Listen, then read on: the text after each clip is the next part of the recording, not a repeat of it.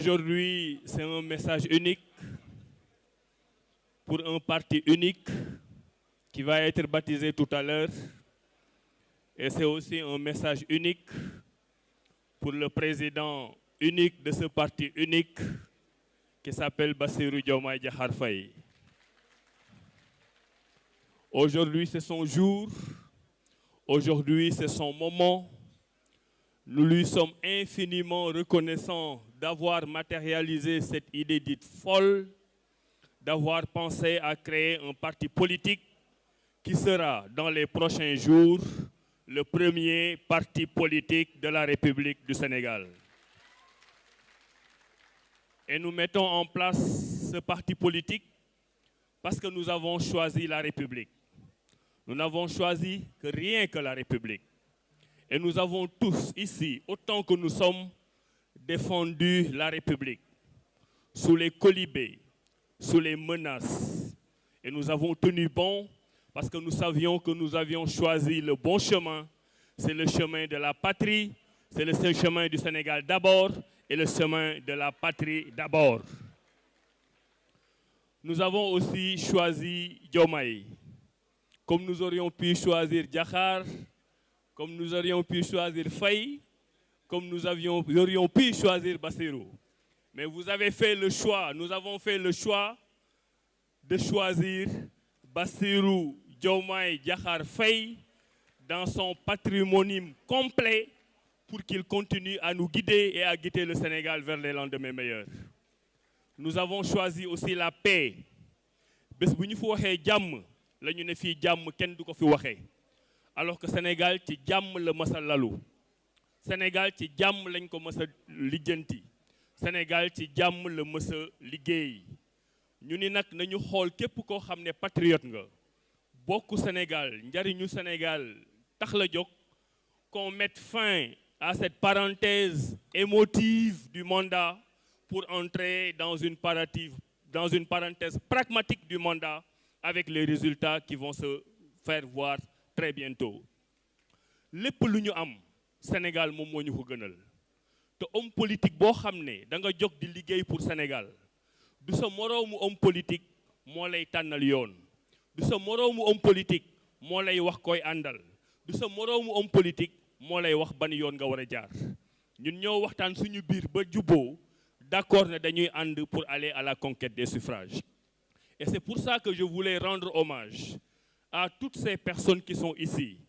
nekkoon ay président de parti politique nekk président de mouvement wala nekk ay identité remarquable nekk ci ay parti ak ay mouvement politique di liggéey pendant longtemps dem ba li ñu téyee am dëgër ñu war ci mën a jàpp ñooñu ñoo choisir tey fàtte seen bopp ñooñu ñoo choisir de s'oublier eux-mêmes pour être au service de la patrie et au service du président de notre parti Bassirou Diomaye Diakhar Faye.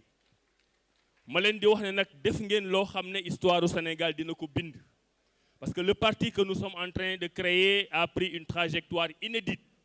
D'habitude dañuy créer parti dem à la conquête du pouvoir.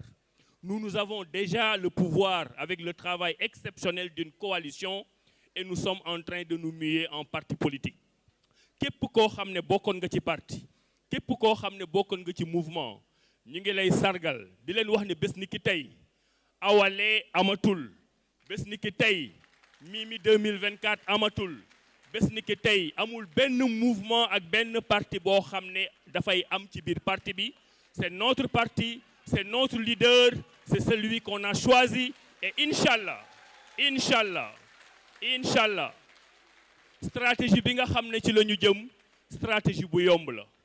Premier élément de stratégie, gagner les élections locales haut la main. tey nee nañu am nañ plus de 300 maires. L'objectif war na dem ci plus de 500 maires sur les 557 maires du Sénégal. Gagner les élections législatives bu ñu dissoudre assemblée wane ne mën nga am une majorité de plus de 130 députés.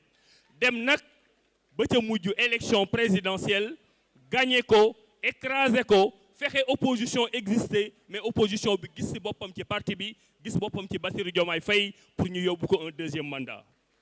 Donc képp koo xam ne da nga ciy choisir opposition tey wala aventure xamal ne tu en as au moins pour 8 ans 3 ans fi ak 2029 5 ans après 2029 avec le président de la République Bassirou Diomaye Diakhar Faye fi may terminer nag li may dénk sama bopp di leen ko dénk yéen ñëpp mooy kilifa booy ànd ak moom ñaar rek la ñu xaar ci yow te man ci loolu laa nekk ñama àndaloon ci la ñuy nekk te xam naa ne ci ngeen nekk mooy fexe dans la mesure du possible chaque jour nga koy wàññil ay noonam chaque jour nga koy wàññil ay noonam ñaareel bi mooy chaque jour boo ko wàññilee noonam nga koy yokkal ay soppeem stratégie politique weesuwul loolu wàññi noonu président Diomaye yokkal ay soppe président Diomaye loolu bu ñu ko defee bu soobee yàlla dinañu am ndam ci élection locale am ko ci élection législative am ko ci élection présidentielle tey nag bésu Diomaye la Diomaye bu njaga ñaaw